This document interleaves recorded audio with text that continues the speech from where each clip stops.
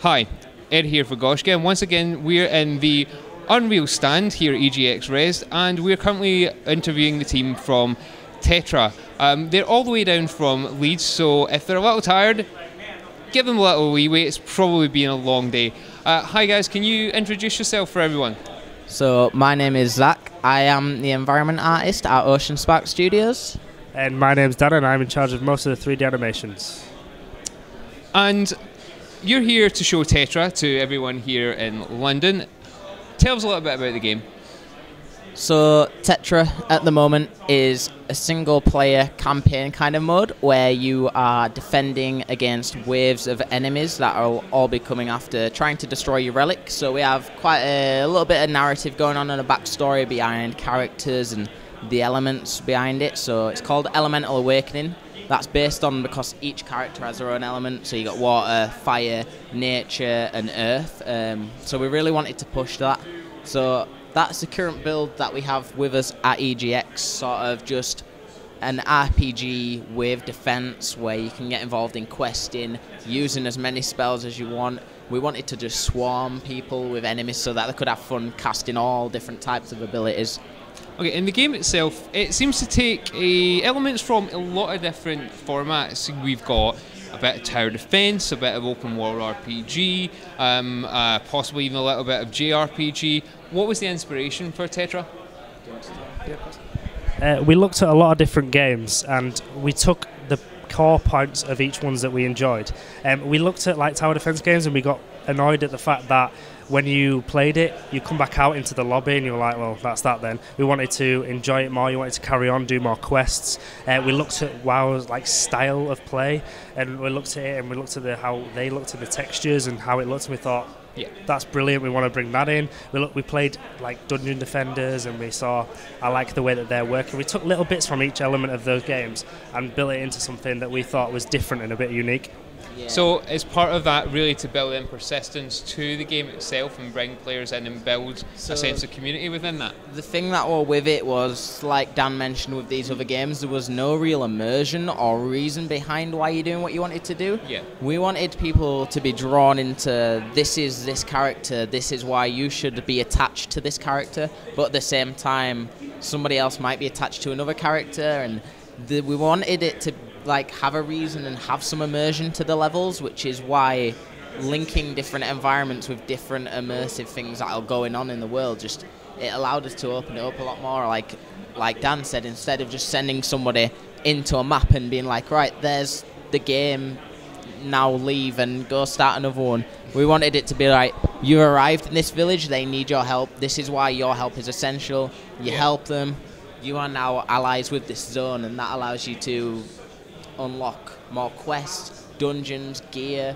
progression, just to build progression from it. So that's kind of what we wanted to do with that. And that's a lot of elements to look into building.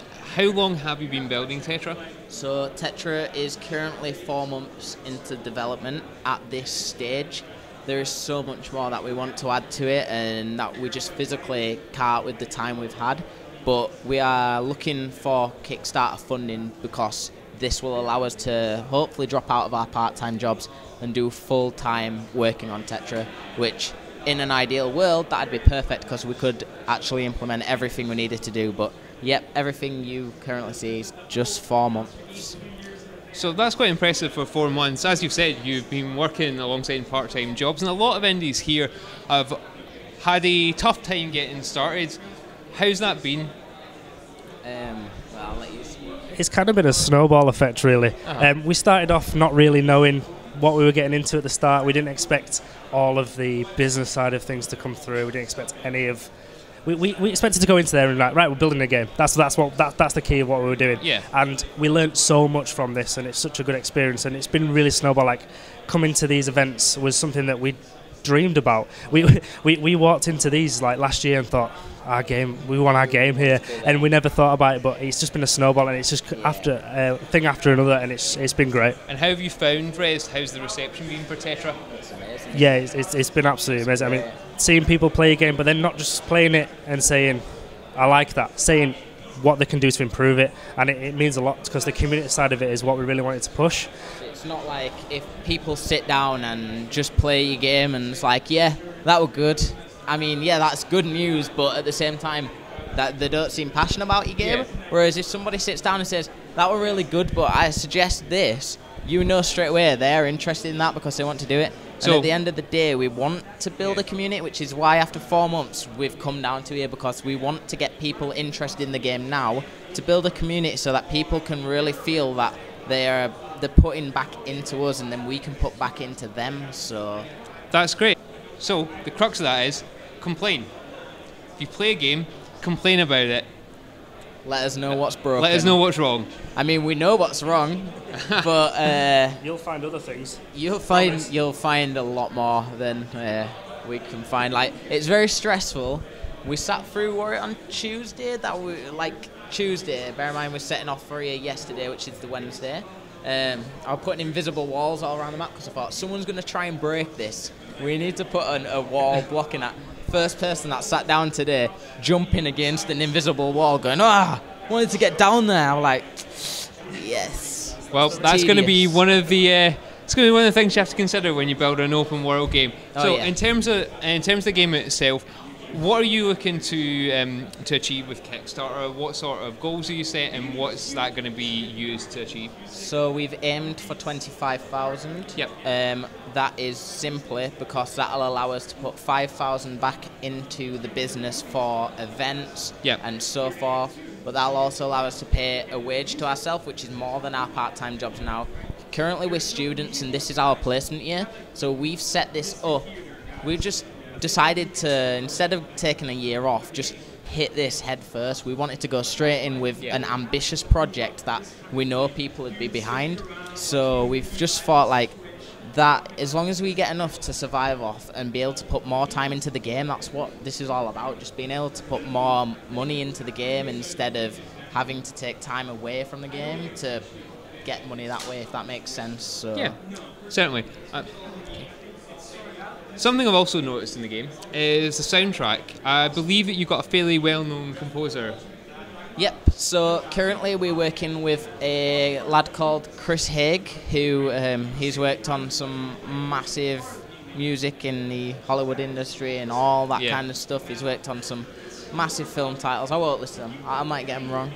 But you can search him up anyway. Let you know. You can search him up anyway. But yeah, he's been working really closely with us. So he composes off his own back, and he just wanted to help us out as a business, as a startup business. So yeah, we've got pretty good friends with Chris, and yeah, we're hoping that we'll be able to develop a lot more music with him. And again, if we did get an investment, we'll be able to give him a little bit more to going towards creating something even better. So that's great.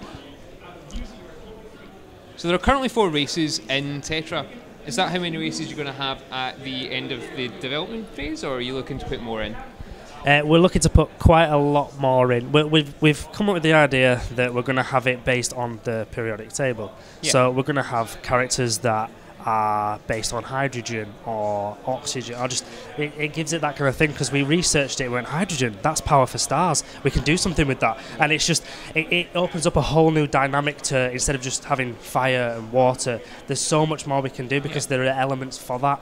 Kind of pushing reality but mixing it with fantasy. So instead of a chemist out there would be like, right, hydrogen with fire would create an explosion, like, yeah, it would, which initially would kill you if it were real, but because it's a hydrogen fantasy with hydrogen fire, we can mix spells and create unique spells between creating teams. So what Dan's talking about is PvP, which we haven't yet spoken about. So the future of Tetra, which would you like to speak about how Of course, yeah.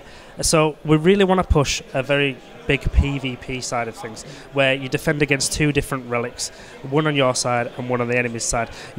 Right now there's 4 characters in the single player game, which you'll select one of each, so you'll be using that to fight against the waves. There'll be certain points along that you've got to get to, but the ultimate aim is to defeat the relic.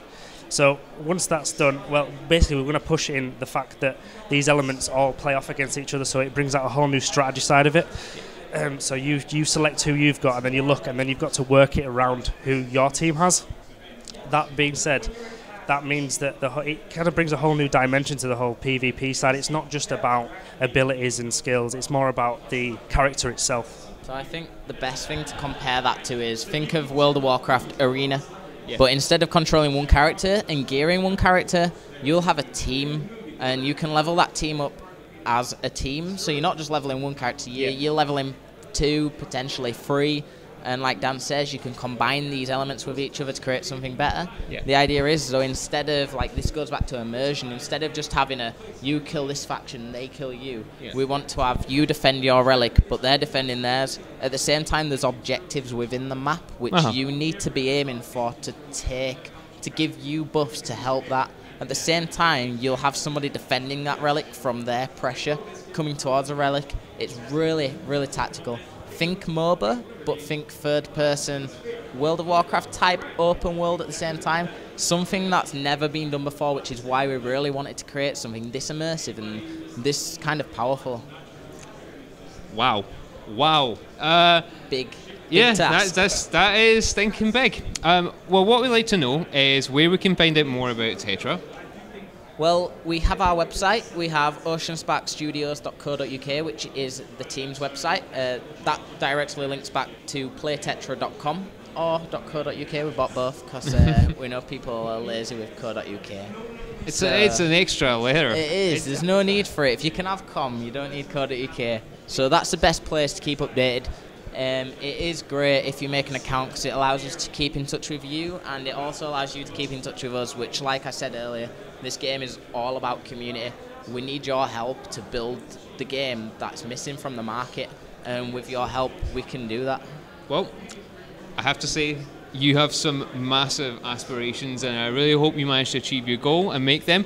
Thank you very much, both of you, for giving us your time today. No problem, thank you. You can find out more about Tetra when we follow up here at Gaiscioch, and thank you very much for watching. Thank you guys for your time. Thank you for your time. Thank you.